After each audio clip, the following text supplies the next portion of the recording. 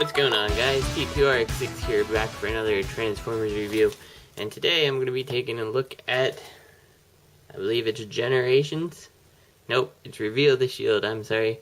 Reveal the Shield Wreck-Gar, because you got the rub sign up there. Spoiler alert, he's an Autobot. Now, Wreck-Gar is an interesting mold that kind of demands you own two of him, but I actually only own one.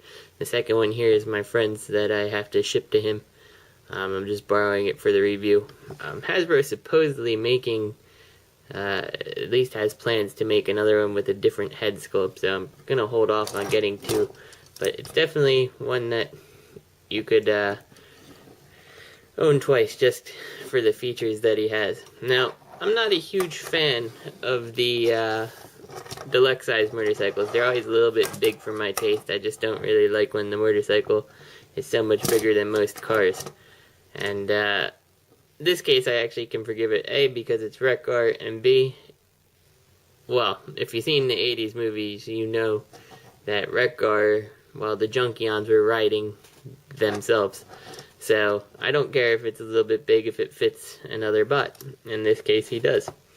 Now, there's not much to say for the motorcycle mode. It's some kind of dirt bike.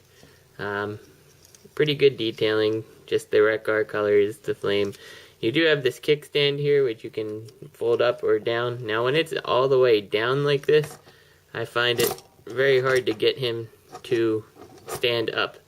You kind of have to mess with these back wheels and then it'll stand. So usually I end up putting it inwards a bit more so it slants more, and actually that seems to hold him up a little bit better, at least less fussing around with him. But that's about that for the motorcycle mode. You do have his weapon stores here is an exhaust pipe, which is a pretty cool use. I guess kind of forming the rim here. It would have been nice to see these a little bit of a different color just to make it interesting, but it's not bad. I may end up painting mine red. I'm not entirely sure. Red because that would be the colors that the G1 version had. That's really about it for the motorcycle mode. There's not much to show. So you might as well go on to Wreck-Gar himself in his bot mode. And here he is, and he's got a pretty cool head sculpt, very much reminiscent of the old TV show. He does have a clear piece for light piping here, and the problem is that his eyes are painted, so it doesn't really show the light piping very well. Sorry while I adjust this camera here. Now,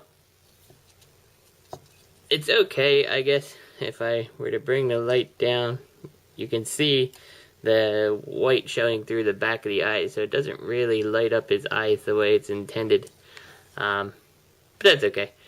Ultimately, the light piping's cool, but it's not 100% necessary. I do love his stash and his goatee he's got going on. It's very, very, reminiscent of his 80s embodiment. He still has his, I'm not sure what you would consider them, but back in the 80s they actually were pretty much right where his nipples would be if he were a human being.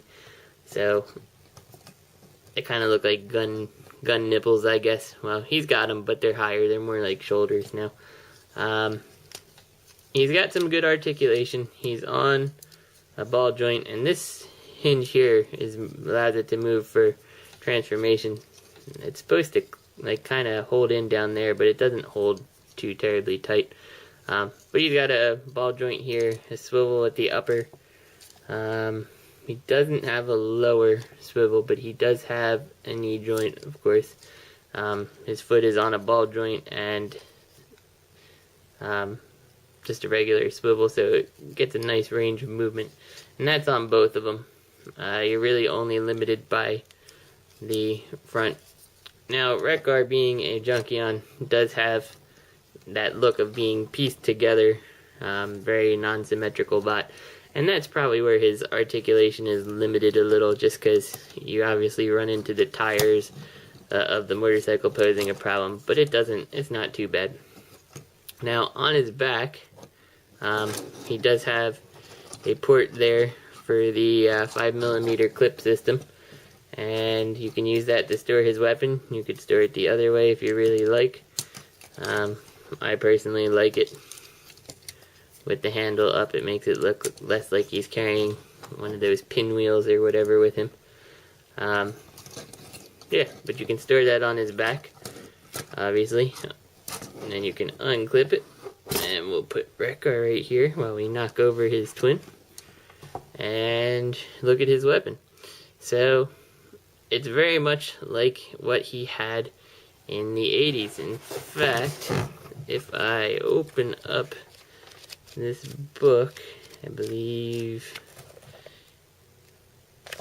right to here, you can see that this is the 80s Wreck-Gar, and he had this just the one post of his the one post that connected to his wheel, and then the wheel formed his weapon, and hence why I kind of want to do this in red, maybe with a black edge on it, just to kind of make it look a little bit like that. So you can keep it closed like that if you want, you know, to give it the 80s look, or you could flip it open, kind of like Prowl from Animated, and it'll flip open like that. Now, his hand's pretty versatile on how you want to hold it. You can just slide it right on in, and you can hold it, you know, like that. Or you can actually take it out and move it up and clip it on in, so he holds it a little bit lower there. I would suspect, based on his articulation, you probably could, if you really wanted to. Let's see.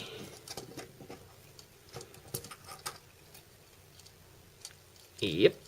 So if you really wanted to, you could have him hold it like this even, you know, with two-handed, if you so choose, because he's got the articulation for it, and the hands are pretty good at gripping almost anywhere on this bar. That's pretty much it for Wreck-Gar 2. Now the reason I say you kind of need two of them is because in the movies, the Junkions rode the other Junkions. And if you look on the top seat here, there's actually two holes here. Now, put him to the side. If you look at Wreck-Gar, his crotch makes perfect points to connect to that. And it's actually intended, and I haven't seen anyone do this in the reviews. Perhaps I'm just not watching enough reviews, which is entirely likely. You can take him and clip him in. You can see, you know, he's on there. He's not going to fall off. So you can actually take Wreck-Gar, and it's a little bit tough solely because of, you know, his kibble here. But you could make him hold on to his mace, or his, not even sure what this is. I would think it would be a mace of some sort, but I don't know. His spinning blade of death, and have him lean forward enough to be grabbing the handles of the motorcycle. Now he is a little bit limited only by his kibble and stuff, but there you go. You can actually have Wreck-Gar riding Wreck-Gar, or a random Junkion if you want to keep him like this, and that's pretty darn cool. I really like, you know, I like that with him. And if you want, you could obviously put the one leg down to, you know, make him look a little bit better, and it stabilizes the motorcycle. But I think that looks really cool with Wreck-Gar riding another Wreck-Gar. So I really look forward to when Hasbro actually, hopefully, will put out the other mold of this. I have seen some custom kits online, or a custom kit that was really cool, but unfortunately I think the kit costs like $40 to get the whole kit, and I feel like if I was going to invest in that, then I'd end up getting like 3 or 4 more of these guys, which then would make me spend like roughly like $200 on Wreck-Gar. And I'd rather avoid that. So I'm just hoping that Hasbro does go through and release the random Junkion repaint of this, because it's just too cool to have Wreck-Gar riding another Wreck-Gar. So Anyway, this is T2RX6.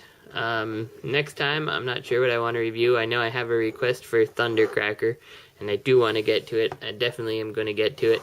I also opened this guy because he's been a pretty big shelf warmer in my area.